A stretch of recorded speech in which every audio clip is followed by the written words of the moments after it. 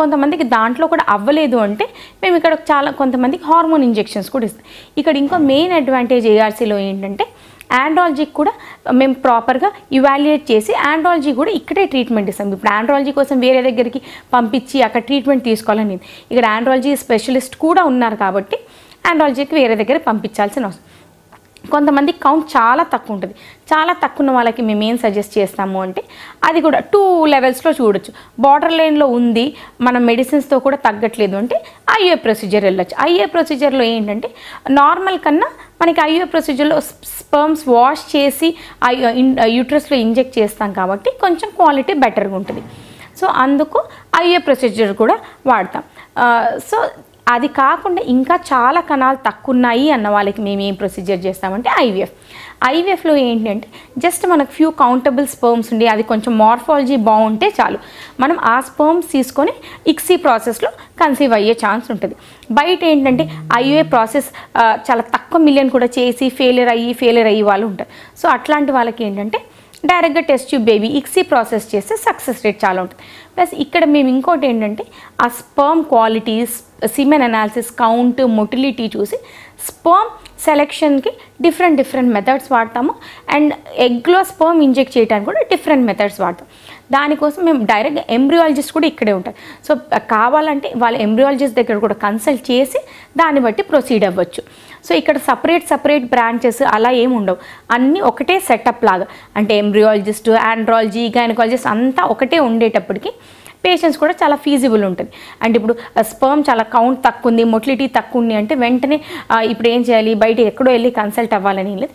ఇక్కడ ఎంబ్రియాలజిస్ట్ వాళ్ళు చూసి వాళ్ళతో కౌన్సిల్ చేసి వాళ్ళు కూడా సజెషన్స్ ఇస్తారు. సరే వీళ్ళకి ఇలా ఉంది కాబట్టి 1 మంత్ ఆగి చేద్దాము, లేకపోతే ఈ ప్రాసెస్ చేద్దాం. కొంతమందికి ఏంటంటే ఎజోస్పర్మియా అంటే స్పర్మ్స్ మొత్తానికి అసలు సీమెన్లోనే ఉండదు. దానికి ఏంటంటే అది 2 టైప్స్ ఉండొచ్చు. కొన్నిసార్లు జస్ట్ బ్లాక్ అయిన దానివల్ల కూడా స్పర్మ్స్ బయటికి రావచ్చు. దానికి ప్రొసీజర్ వచ్చి టీసా అనేది ఒక ప్రొసీజర్ చేస్తాం. డైరెక్ట్గా నీడిల్ పెట్టి టెస్టిస్లో ఇజాక్యులేట్స్లోంచి మనం స్పర్మ్స్ తీసి చూడొచ్చు దాంట్లో స్పర్మ్స్ ఉన్నాయా లేవా, అది ఒక ప్రొసీజర్. అలా చేసి దాని తర్వాత మనం డైరెక్ట్గా టెస్ట్ ట్యూబ్ బేబీ ట్రీట్మెంట్ కూడా స్టార్ట్ చేయొచ్చు.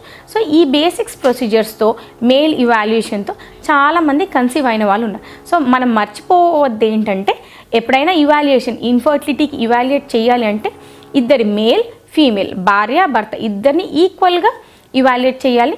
అండ్ ప్రాపర్గా ఇవాల్యుయేట్ చేసి ప్రాపర్గా మెడిసిన్స్ ఇస్తే ఖచ్చితంగా కన్సీవ్ అవుతారు. నా పేరు డాక్టర్ బి దివ్యశ్రీ. నేను గైనకాలజిస్ట్ మరియు రీప్రొడక్టివ్ మెడిసిన్ స్పెషలిస్ట్ని. మనం ఈరోజు ఫైబ్రాయిడ్స్ గురించి తెలుసుకుందాం. ఫైబ్రాయిడ్స్ అంటే చాలామందికి గర్భసంచిలో స్కాన్ చేసినప్పుడు గడ్డలు ఉన్నాయని చెప్తుంటారు. ఈ గడ్డల్ని మనము ఫైబ్రాయిడ్స్ అని అంటాం. మన డాక్టర్ టెర్మినాలజీలో ఫైబ్రాయిడ్స్ అంటే ఈ గర్భసంచిలో గడ్డలు అనేసి అర్థం అనమాట. సో దీనికి మన ఇన్ఫర్టిలిటీకి కూడా చాలా రిలేషన్ ఉంటుందండి. ఈ గడ్డలు గర్భసంచిలో 3 దగ్గరలో ఉండే అవకాశం ఉంటుంది. ఒకటి మన గర్భసంచి లోపల, అంటే ఇప్పుడు గర్భసంచి ఇలా ఉందనుకోండి, దానికి లోపల వైపున ఉండొచ్చు, బయట వైపున ఉండొచ్చు. మధ్యలో ఈ గర్భసంచి అనేది మనకి కండరాలతో చేసిపడి ఉంటుంది. ఆ కండరాలు మధ్యలో ఉండొచ్చు. సో మనకి బయట ఉన్న వాటితో మనకేం పెద్దగా ఇబ్బంది ఉండకపోవచ్చు అండి. కాకపోతే ఇవి లోపల వైపు ఉన్నవి ఏం చేస్తాయంటే ఈ మనం స్పర్మ్ వెళ్తున్నప్పుడు పైకి వీరకణాలు, మనము మానంలో ఉన్న వీనకణాలు మన ఈ గర్భసంచి ద్వారా లోపల నుంచి వెళ్ళి ట్యూబ్ వరకు చేరుకోవాలి. ట్యూబ్లో ఎగ్ అనేది ఉంటుంది, ఆ ఎగ్ని కలుసుకోవాల్సి ఉంటుంది. సో ఈ గడ్డలు ఏం చేస్తాయి, వీటికి దారిని అబ్స్ట్రక్ట్ చేస్తాయి. లేదు ఆ అబ్స్ట్రక్షన్ అవ్వలేదు, వీర్యకణాలు అవన్నీ దాటుకొని పైకి వెళ్ళి ఎంబ్రియో ఫామ్ అయినా కానీ ఎంబ్రియో 3వ రోజు 4వ రోజు మన గర్భసంచి లోపలికి వచ్చి ఇంప్లాంటేషన్ అనేది జరగాలి. సో దానికి నెసెసరీ కొంచెం ఎన్విరాన్మెంట్ అనేది ఉండాలి. ఈ గడ్డలు ఎప్పుడైతే ఉన్నాయో దానికి కావాల్సిన నెసెసరీ చుట్టుపక్కల కావాల్సిన పరిసరాల్లో కావాల్సిన కెమికల్స్ అయితే కానివ్వండి, రసాయనాలు అయితే కానివ్వండి, అవన్నిటిని డిస్ట్రాయ్ చేసేస్తాయి అనమాట. కావాల్సినవి ఉండవు. సో దానివల్ల ఈ ఎంబ్రియో ఫామ్ అయినప్పటికీ ఈ ఎంబ్రియో వచ్చేసి మన గర్భసంచిలో ఇంప్లాంట్ అవ్వలేకపోతూ ఉంటుంది. సో ఈ రకరకాల విధాలుగా ఈ ఇంప్లాంటేషన్ అఫెక్ట్ చేయడము, ఈ స్పర్మ్ పైనకు వెళ్ళడానికి అఫెక్ట్ చేయడం వల్ల ఈ ఫైబ్రాయిడ్స్ అనేది ఇండైరెక్ట్గా ఇన్ఫర్టిలిటీకి ఒక కారణం అవుతూ ఉంటుంది. సో వీళ్ళకి ఈ గడ్డలు ఉన్న దానివల్ల ఈ గడ్డలు కోసం గర్భసంచిని అయితే తీయించుకోవాల్సిన అవసరం లేదండి. కొంచెం చిన్న సైజ్ గడ్డలు ఉన్నాయనుకోండి, మందుల ద్వారా వాటిని సైజ్ తగ్గియచ్చు. పెద్ద సైజ్ గడ్డలు ఉన్నట్టయితే మనకి బాగా అడ్డం వస్తున్నట్టయితే రెండు విధాలుగా, అంటే ఒకటి హిస్ట్రోస్కోపీ, అంటే సంచి లోపలే ప్లేస్లో ఎక్కువ బటుకు ఉండేటట్లయితే హిస్ట్రోస్కోపీ ద్వారా దాని గడ్డను రిమూవ్ చేయొచ్చు. లేదు కొంచెం లోపల వైపు ఉందనేటట్లయితే లాప్రోస్కోపీ మయోమెక్టమీ అంటాము. ఈ ప్రొసీజర్స్ వల్ల ఈ గడ్డల్ని రిమూవ్ చేసేసిన తర్వాత మళ్ళీ 3 నెలల తర్వాత మామూలుగా ప్రెగ్నెన్సీకి ట్రై చేస్తే న్యాచురల్గా కూడా వాళ్ళు మళ్ళీ ప్రెగ్నెంట్ అయ్యే అవకాశాలు వాళ్ళకి పెరుగుతూ ఉంటాయి. సో ఎప్పుడైతే వాళ్ళకి స్కానింగ్లో గర్భసంచిలో గడ్డలు ఉన్నాయి అని అంటే అట్లే భయపడాల్సిన అవసరం లేదు. మన చుట్టుపక్కల వాళ్ళు గర్భసంచిలో గడ్డలు ఉన్నాయి అవి క్యాన్సర్గా మారితే అని చెప్పినా కానీ భయపడాల్సిన అవసరం లేదు. ఎందుకంటే ఈ ఫైబ్రాయిడ్స్ అనేవి 99% బినైన్ ట్యూమర్స్. ఇవి ఎటువంటి 99% అవి మ్యాలిగ్నెంట్గా మారే అవకాశం ఉండదు. అండ్ వీటి వల్ల ఇన్ఫర్టిలిటీకి ఒక కారణం అవుతుంది. కాబట్టి గర్భసంచి మొత్తం కూడా తీయించుకోవాల్సిన అవసరం ఉండదు. చాలా చిన్న సైజు అయితే మాత్రం మందులతో సైజ్ తగ్గియొచ్చు. కొంచెం ఒక మాదిరిగా సైజు ఉన్న వాటికి 3 సెంటీమీటర్లు అంతకంటే ఎక్కువ ఉన్నట్టయితే మనం హిస్ట్రోస్కోపిక్ మయోమెక్టమీ కానీ లేకపోతే లాప్రోస్కోపిక్ మయోమెక్టమీ వల్ల ఈ గడ్డలు రిమూవ్ చేయడం వల్ల మీకు న్యాచురల్గానే ప్రెగ్నెన్సీ పొందే అవకాశం కలుగుతుంది. హలో అండి, అందరికీ నమస్కారం. నేను doctor Ragasirisha, consultant infertility specialist, ARC international fertility centre, Gachibowli, Hyderabad. మన సెంటర్కి ఓవరాల్ ఏపీ అండ్ తెలంగాణలో 4 బ్రాంచెస్ ఉన్నాయి. అలాగే ఓవరాల్ ఇండియా వైడ్గా అరౌండ్ 31 బ్రాంచెస్ దాకా ఉన్నాయి. ఎంతోమంది సంతానం లేని జంటలకు మనకి ప్రెగ్నెన్సీ పాజిటివ్ ఇవ్వడం జరిగింది. ఈరోజు మనము మేల్ ఇన్ఫర్టిలిటీలో భాగమైన అజోస్పర్మియా గురించి తెలుసుకుందాము. అజోస్పర్మియా అంటే ఏమిటి? అజోస్పర్మియా అంటే ఒక మేల్ పార్ట్నర్ని మనం యూజువల్గా ఇన్ఫర్టిలిటీ ట్రీట్మెంట్కి వచ్చినప్పుడు సెమెన్ టెస్ట్ అనేది ఇవ్వమని చెప్పడం జరుగుతుంది. అలా సెమెన్ టెస్ట్ చేసినప్పుడు మైక్రోస్కోప్ కింద చూసినప్పుడు కణాలు అనేటివి కనిపించకపోతే అప్పుడు దాన్ని అజోస్పర్మియా అంటారు. ఒకవేళ ఈ కణాలు కనిపించకపోతే ఆ శాంపుల్ని సెంట్రిఫ్యూగేట్ చేసి ఒక 15 నిమిషాలు తర్వాత మరలా మైక్రోస్కోప్ కింద పెట్టి చూడడం జరుగుతుంది. అప్పుడు కూడా కణాలు కనిపించకపోతే దానిని అజోస్పర్మియా అని డయాగ్నోస్ చేస్తారు. ఒకసారి కణాలు కనిపించకపోతే పేషెంట్ని మళ్ళీ ఒక 2 వారాల తర్వాత వచ్చి కణాల టెస్ట్ ఇవ్వమని చెప్పడం జరుగుతుంది. అప్పుడు కూడా మనకి కణాలు కనిపించకపోతే పేషెంట్ని అజోస్పర్మియా అని చెప్పి కొన్ని పరీక్షలు చేయించుకోమని చెప్పడం జరుగుతుంది. ఇప్పుడు మనము అజోస్పర్మియాకి కాజెస్ ఏంటో తెలుసుకుందాము. ఈ కాజెస్ని 3 రకాలుగా డివైడ్ చేయడం జరుగుతుంది. Pre testicular, testicular and post testicular causes అంటాము. ప్రీ టెస్టిక్యులర్ అంటే ఏమిటంటే మనకి నార్మల్గా టెస్టిస్లోంచి స్పర్మ్స్ అనేటివి తయారవ్వడానికి బ్రెయిన్ కొన్ని సిగ్నల్స్ అందివ్వాల్సి ఉంటుంది.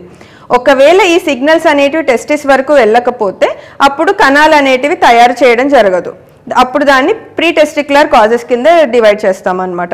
టెస్టిక్యులర్ కాజ్ అంటే టెస్టిస్ నుంచే కణాలు అనేటివి తయారు కాకుండా ఉంటాయి.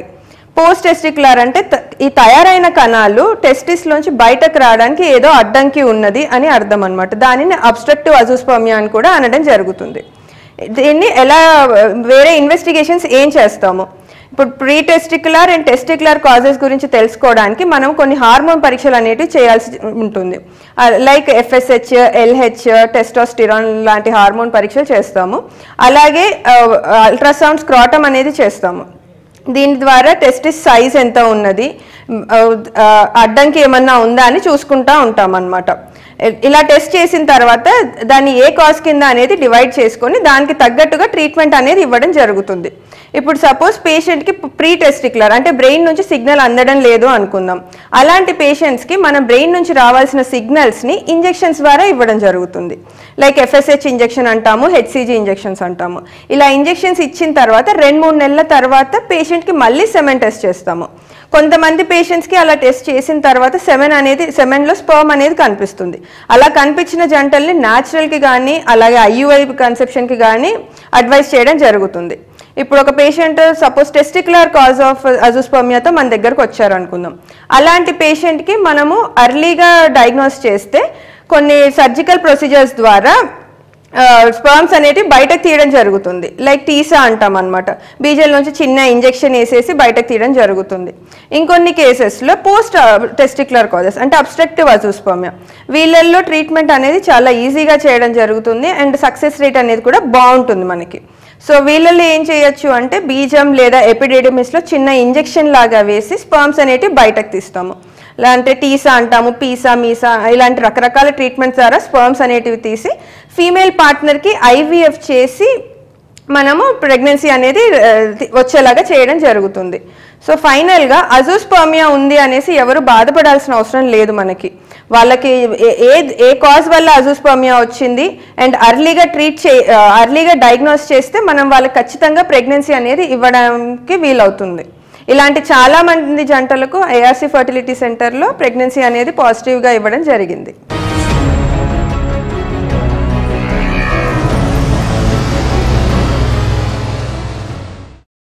హలో అండి, అందరికీ నమస్కారం. నా పేరు doctor Shilpa Reddy, gynaecologist and fertility consultant at ARC international fertility centre. AP తెలంగాణలో 4 branches and Indian world wide 31 centres ఉన్నాయండి. సంతానం లేని ఎన్నో జంటలకి ఇక్కడ పాజిటివ్ రిజల్ట్స్ రావడం జరిగింది. ఈరోజు నేను ఐఓ గురించి మాట్లాడతాను. నార్మల్గా ఐఓ అంటే ఏమిటి, ఎలా చేస్తాము, ఎవరికి చేస్తాము, దాని తర్వాత తీసుకోవాల్సిన జాగ్రత్తలు ఏంటి అనేది చెప్తాను. ఐఓ అంటే ఇంట్రాయూటరైన్ ఇన్సెమినేషన్. ఇది ఒక చిన్న సింపుల్ ప్రొసీజర్ అండి. హస్బెండ్ది శాంపుల్ ల్యాబ్లో ప్రాసెస్ చేసిన తర్వాత చిన్న కెథర్ ద్వారా అమ్మాయి గర్భంలోకి పెట్టడం జరుగుతుంది.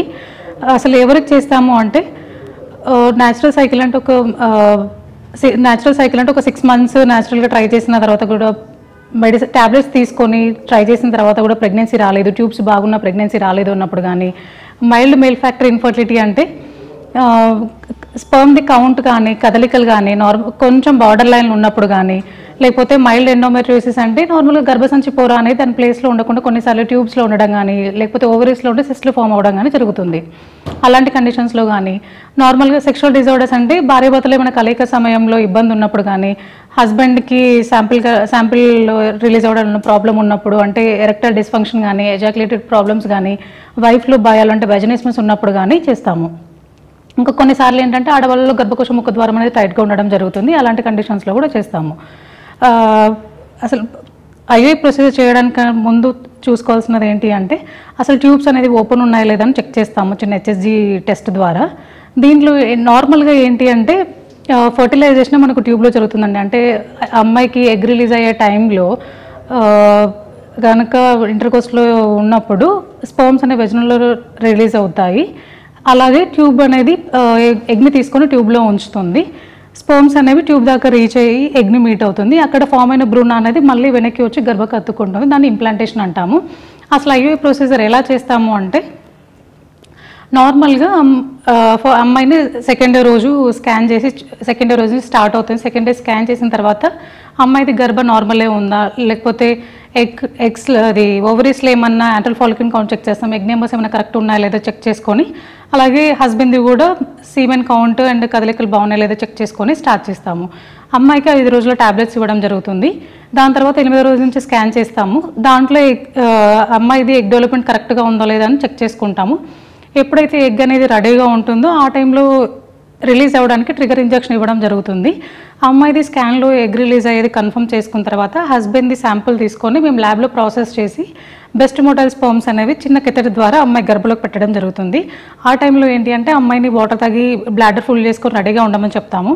దానివల్ల ఏంటంటే నార్మల్గా బ్లాడర్ ఎంటీ ఉన్నప్పుడు అమ్మాయిది గర్భం అనేది కొంచెం ఇలా బెండ్ అయి ఉంటుందండి. వాటర్ తాగడం వల్ల యాంగిల్ అనేది స్ట్రైట్ అవ్వడం వల్ల మనకు ప్రొసీజర్ ఈజీ అవుతుంది. ఈ ప్రొసీజర్ అనేది మనము స్కాన్ గైడెడ్ అయినా చేసుకోవచ్చు, లేదు అంటే నార్మల్గా అయినా చేయవచ్చు. దీని తర్వాత ఏంటి అంటే అందరికీ 10 to 15 minutes రెస్ట్ తీసుకోమని చెప్తాము. అందరికీ కామన్గా వచ్చే డౌట్స్ ఏంటి, రెస్ట్ ఏమైనా అవసరమా, స్టెప్స్ ఎక్కొచ్చా, లేకపోతే ఏమైనా జర్నీస్ చేయొచ్చా అని అడుగుతుంటారు. అలాంటివన్నీ ఏం అవసరం లేదండి.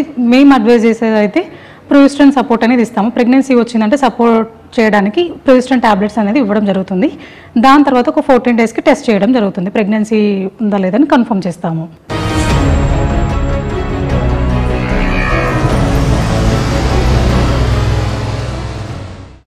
అందరికీ నమస్కారం అండి. నా పేరు doctor B Divyasri, gynaecologist and reproductive medicine specialist at ARC fertility centre Nellore. ఇప్పుడు ఏఆర్సీ ఫర్టిలిటీ సెంటర్ మనకి ఏపీలో, ఆంధ్రప్రదేశ్లో, నెల్లూరులోను మరియు తెలంగాణలో, హైదరాబాద్లో కూడా బ్రాంచెస్ ఓపెన్ చేశారండి. సో మనకి almost 27 branches national and international కూడా ఉన్నాయి. మనకి ఇండియాలో ఆల్ ఓవర్ 6 states స్ప్రెడ్ అయి ఉంది ఏఆర్సీ ఫర్టిలిటీ సెంటర్. సో ఈ ARC fertility centre why to opt, ఎందుకు మేము ఏఆర్సీకే రావాలి అనుకునేటట్లయితే మీకు ఎవ్రీ కపుల్కి ఏది మన దగ్గర అన్ని కరెక్ట్గా ట్రాన్స్పరెన్సీ ఉంటుంది, మనకి ఏది దాపరికం ఉండదు. అండ్ మీకు ఎటువంటి ట్రీట్మెంట్ జరుగుతుంది, మీకు ఏం ప్లాన్స్ ఉన్నాయి, మీకు ఏం ఆప్షన్స్ ఉన్నాయి అనేది చాలా తక్కువ ప్రైస్కే మేము అందజేస్తామండి. మిగతా వాళ్ళతో కంపేర్ చేసుకుంటే కూడాను మీకు ఇక్కడ ఫైనాన్షియల్గా కూడాను చాలా సపోర్టివ్గానే ఉంటుంది. సో అండ్ మీకు ఏ ట్రీట్మెంట్ కావాలన్నా, ఎటువంటి ఇన్వెస్టిగేషన్ కావాలన్నా మీరు వేరే దగ్గరికి వెళ్ళాల్సిన అవసరమే ఉండదు. మన దగ్గర అన్ని ట్రీట్మెంట్స్ అన్ని స్పెషాలిటీ డాక్టర్స్ అందరూ ఒకే దగ్గరే మేము మీకు అవైలబుల్లో ఉంటాము. సో మీరు ఇప్పుడు ఐవీఎఫ్ గురించి వినుంటారు, కానీ అది ఎలా జరుగుతుంది, ఎలా చేస్తారు అనేది ఎవరికి ఐడియా ఉండదు. సో మేము ఒక కపుల్ని ఎలా ప్రిపేర్ చేస్తాం ఐవీఎఫ్కి అనేటట్టయితే, సో వచ్చిన ఒక కపుల్ ఎవరైతే పిల్లలు లేరు అని మా దగ్గరికి వచ్చారో మేము వాళ్ళకి ఏ ట్రీట్మెంటో సజెస్ట్ చేస్తాం. సో వాళ్ళకి ఒకవేళ ఐవీఎఫ్ ట్రీట్మెంటే ఆప్షన్గా ఉంది అనుకోండి, సో ఫస్ట్ మనం వాళ్ళకి ఒక బేసిక్ బ్లడ్ ఇన్వెస్టిగేషన్స్తో పాటు ఒక స్కాన్, సెమెన్ అనాలిసిస్ జరుగుతుందండి.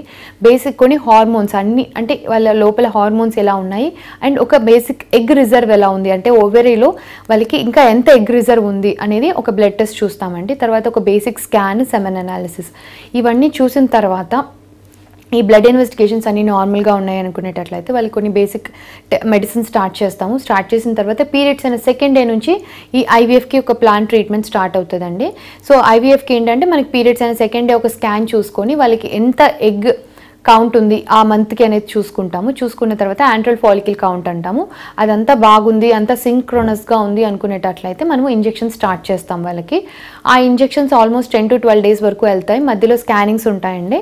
ఆ స్కానింగ్స్లో మనము ఎన్ని ఎగ్స్ గ్రో అవుతున్నాయి, ఎంత సైజ్కి వస్తున్నాయి అనేది ఫాలోఅప్లో ఉంటాము. అండ్ మీన్ బిట్వీన్ కొన్ని బ్లడ్ ఇన్వెస్టిగేషన్స్ కూడా ఉన్నాయి. అంటే మేము ఇస్తున్న ఇంజెక్షన్స్ వల్ల మీకు లోపల డెవలప్ అయ్యే ఎగ్స్ వల్ల మీకు ఎంత హార్మోన్స్ ఎలివేట్ అవుతున్నాయి అని చూసుకుంటామండి. సో ఎప్పుడైతే మనకి అన్ని ఎగ్స్ మనకి రిక్వైర్డ్ సైజ్ కావాల్సినంత సైజ్కి వచ్చున్నాయి అనుకునేటప్పటికి మనం ఒక ఫైనల్ ఇంజెక్షన్ అనేది ఇస్తాము ఎగ్ మెచ్యూరిటీ కోసం. అది ఇచ్చిన నెక్స్ట్ 36 hours తర్వాత మీకు ఎగ్ పికప్ అనేది జరుగుతుంది. అది ఎగ్ పికప్ అనేది మనము మైల్డ్ సెడేషన్ ఇస్తాము. సెడేషన్ ఇచ్చిన తర్వాత అది ట్రాన్స్వెజైనల్గా స్మాల్ స్కాన్ చేసి, ట్రాన్స్వెజైనల్ స్కాన్ లాగానే ఒక ప్రోబ్తో పాటు ఒక నీడిల్ ఉంటుంది. మనం ఏవైతే ఎగ్స్ అన్ని డెవలప్ అయినాయో ఆ ఎగ్స్ అన్నిటిని మనం యాస్పిరేట్ చేస్తాము. అవన్నిటిని తీసుకుని ల్యాబ్లో ఎగ్జామిన్ చేసిన తర్వాత మీ హస్బెండ్ సెమెన్ అనాలిసిస్ని చూసుకొని ఆ హస్బెండ్ సెమెన్ అనాలిసిస్లో ప్రాసెస్ చేసి దాంట్లో ఉన్న మంచి క్వాలిటీ స్పర్మ్స్ని సపరేట్ చేసి మనకి ఐవీఎఫ్ కానీ ఇక్సీ కానీ ఏదో ఒకటి ప్రొసీజర్ ద్వారా ఫర్టిలైజేషన్ అనేది జరుగుతుంది. ఆ రెడీ అయిన ఎంబ్రియోస్ని మళ్ళీ మీకు ఎంబ్రియో ట్రాన్స్ఫర్, అంటే ఆ ఎంబ్రియోస్ని either fresh transfer or frozen transfer జరుగుతుందండి. ఫ్రెష్ ట్రాన్స్ఫర్ అంటే అదే మంత్లో మీ యూట్రస్లో ఎండోమెట్రియం నార్మల్గా ఉంది, యూట్రస్ అంతా నార్మల్గా ఉంది, తర్వాత మీ బాడీలో హార్మోన్ లెవెల్స్ కూడా పర్వాలేదు బాగానే ఉన్నాయి అనుకునేటప్పుడు అదే మంత్లో ఎగ్ పికప్ చేసిన తర్వాత ఫ్రెష్ ట్రాన్స్ఫర్ అనేది ఎంబ్రియోస్ని ట్రాన్స్ఫర్ చేసేస్తాం మీకు. ఆ తర్వాత లేదు మీ బాడీలో యూట్రస్ లోపల పొర సరిగ్గా లేదు, ఎక్కువగా ఉంది, తక్కువగా ఉంది, హార్మోన్స్ ఎలివేట్ అయి ఉన్నాయి, ఈ కారణాల వల్ల కొన్నిసార్లు ఏంటంటే ఈ ఫ్రెష్ ట్రాన్స్ఫర్ చేయకుండా మనం డెవలప్ అయిన ఎంబ్రియోస్ని ఎన్ని రోజులు అయితే డెవలప్ అవుతాయి అన్ని రోజులు ల్యాబ్లో డెవలప్ చేసి ఆ తర్వాత వాటిని ఫ్రీజ్ చేసేస్తాము. ఫ్రీజ్ చేసేసిన తర్వాత మీకు మామూలుగా సైకిల్ పీరియడ్స్ వచ్చేస్తాయి. ఆ తర్వాత 1 month గ్యాప్ తీసుకోనో లేకపోతే నెక్స్ట్ కమింగ్ మంత్ మీ గర్భసంచి లోపల పొరని మళ్ళీ ప్రిపేర్ చేస్తామండి. అది కనీసం ఒక 8 నుంచి 9 millimeters వచ్చే వరకు ఆ ఎండోమెట్రియంని వెయిట్ చేసి వచ్చిన తర్వాత హార్మోన్ సప్లిమెంటేషన్స్ అన్ని ప్రొజెస్ట్రాన్ హార్మోన్ సప్లిమెంటేషన్ స్టార్ట్ చేసి మనకి ఏ రోజైతే ఎంబ్రియో ఫ్రోజన్ ఉందో అన్ని రోజులు మనం ఆ ప్రొజెస్ట్రాన్ హార్మోన్ ఇచ్చి ఆ తర్వాత మీకు రెడీగా ఉన్న ఎంబ్రియోస్ని మీకు గర్భసంచి లోపలికి ట్రాన్స్ఫర్ చేస్తామండి. సో ప్రొసీజర్ సింపుల్గానే ఉంటుంది. ఫ్రెష్ ట్రాన్స్ఫర్ అయితే 1 monthలో అయిపోతుందండి. ఫ్రోజన్ ట్రాన్స్ఫర్ అయితే 1-2 months లోపల కంప్లీట్ అయిపోతుంది.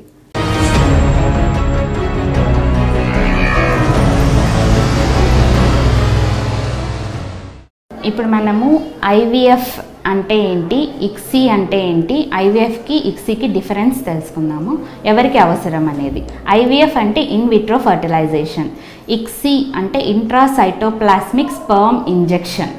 ఐవీఎఫ్ అంటే మనం ఒక మీడియా ఉంటుంది, దాంట్లో మీ గ్యామెట్ అంటే ఎగ్స్ని మీ హస్బెండ్ కణాలని దాంట్లో వదిలేస్తాము, అంటే న్యాచురల్ సెలెక్షన్కి వదిలేస్తాము. అంటే ఏ స్పర్మ్ వెళ్ళి ఏదైనా స్పర్మ్ బాగా యాక్టివ్గా ఉన్నది వెళ్ళి ఎగ్ని కలిసి బేబీని ఫామ్ చేస్తుంది, దాన్ని ఇన్విట్రో ఫర్టిలైజేషన్ అంటాము.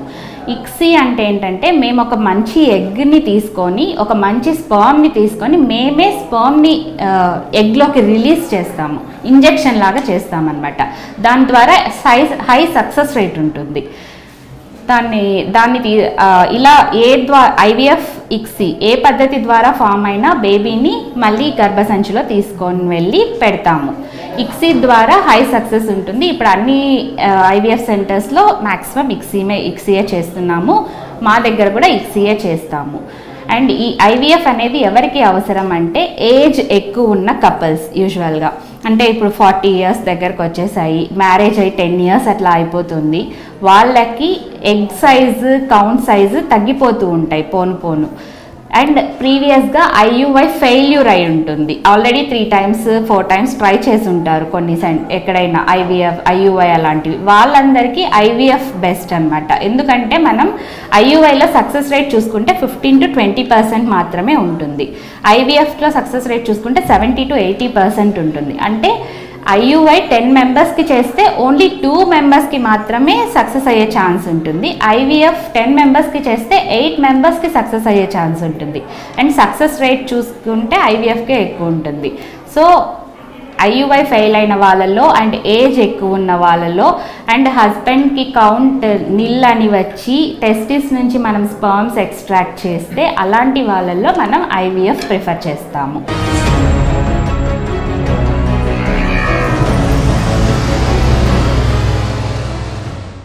నేను doctor Charishma, consultant gynaecologist ARC ఇన్ఫర్టిలిటీలో. ఈరోజు నేను ఐయుఐ గురించి చెప్తాను. ఐయుఐ అంటే ఇన్ యూట్రో ఇన్సెమినేషన్ అని. ఐయుఐ జనరల్గా ఎవరికి చేస్తామంటే ఎవరికైతే మగవారిలో కణాలు బాగున్నాయి కానీ కొంచెం తక్కువ సంఖ్యలో ఉన్నాయి, లేకపోతే ఆడవారిలో ట్యూబ్స్ బాగుండి యూట్రస్ కూడా బాగుండి పక్కనున్న అండాశయంలో ఎగ్గులు కూడా బాగానే ఉన్నాయి కానీ వాళ్ళకి ప్రెగ్నెన్సీ రావట్లేదు అంటే ఫస్ట్ మేమే ఆ మగవారిలోంచి కణాలు తీసుకుని వాష్ చేసి యూట్రస్లో అనేది పెట్టడం జరుగుతుంది. అసలు ఈ ఐయుఐ ప్రాసెస్ చేయాలి అంటే ముందు మనకు తెలుసుకోవాల్సింది ఆడవారిలో ఎగ్ సంఖ్య బాగానే ఉందా లేదా, లేకపోతే ట్యూబ్స్ బాగానే పనిచేస్తున్నాయా లేవా, అంటే ఏ బ్లాక్ లేకుండా ఉన్నాయా లేవా అని కనుక్కున్నాక బాగానే ఉన్నాయి అంటే అప్పుడు మనము ఆ మగవారిలో కణం తీసుకుని ఇంట్రడ్యూస్ చేయడం అనేది జరుగుతుంది. ఇది జనరల్గా 3 నుంచి 6 cycles వరకు ఇలాగ చూసాక అప్పుడు కూడా ప్రెగ్నెన్సీ రాకపోతే అప్పుడు టెస్ట్ ట్యూబ్ బేబీ అంటే ఐవీఎఫ్కి వెళ్ళాల్సి ఉంటుంది. ఐయుఐ కూడా ప్రెగ్నెన్సీ రేట్ బాగుంటుంది, 60% వరకు ప్రెగ్నెన్సీ వచ్చే ఛాన్సెస్ ఉంటాయి.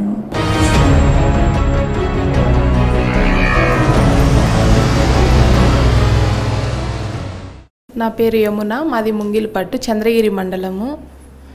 అంటే మాకు సంతానం లేదని ఇక్కడికి వచ్చాము. 5 years అవుతుంది మ్యారేజ్ అయ్యి, ఇంతవరకు మాకు పిల్లలు లేరు, దానికోసం చూపించుకోవడానికి వచ్చాము.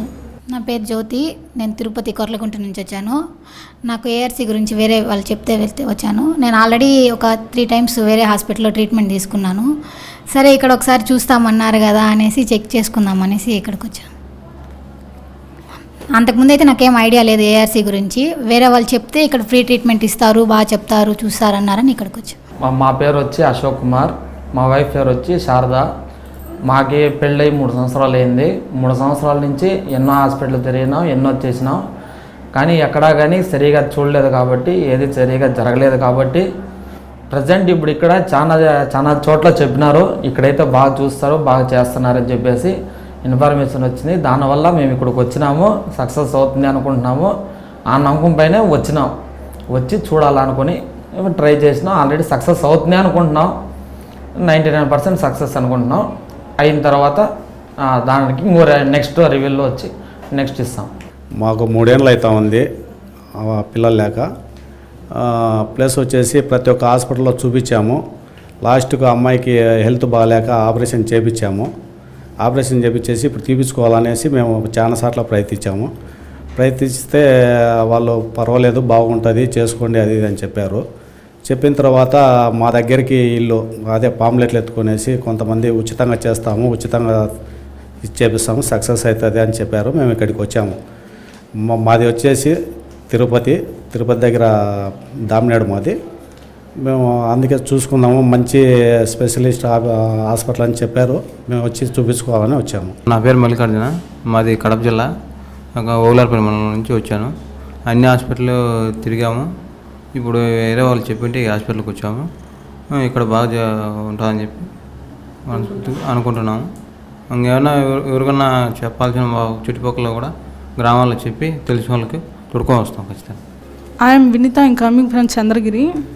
మేము ఇక్కడ 5 years నుంచి పిల్లల గురించి తిరుగుతున్నాం. ఇక్కడ హాస్పిటల్ రిక్రూట్మెంట్ చూసి వచ్చున్నాం ఇక్కడికి. ఇక్కడ ట్రీట్మెంట్ తీసుకోవాలనుకుంటున్నాం. Good morning everybody too. Thanks for ARC and management Mahalakshmi madam గారికి. My name is Devaiah, she is my wife Padmavathi. మేము కర్నూలు నుండి వచ్చామండి. మాకు పెళ్ళై 6 సంవత్సరాలు అయింది. ఇంతకుముందు కర్నూలులో ఒక 9 months రెగ్యులర్గా మేడం దగ్గర చూపించుకున్నాం. అక్కడ మనకి ఏం చెప్పలేదు రిజల్ట్, అంతా బాగానే ఉంది అని చేసి ఆమె పంపించేసింది. ఫైనల్గా ఒక డిఎల్ఏ టెస్ట్ ఇవ్వాలని ఆమె చెప్పింది. మేము పోలేదు దానికి.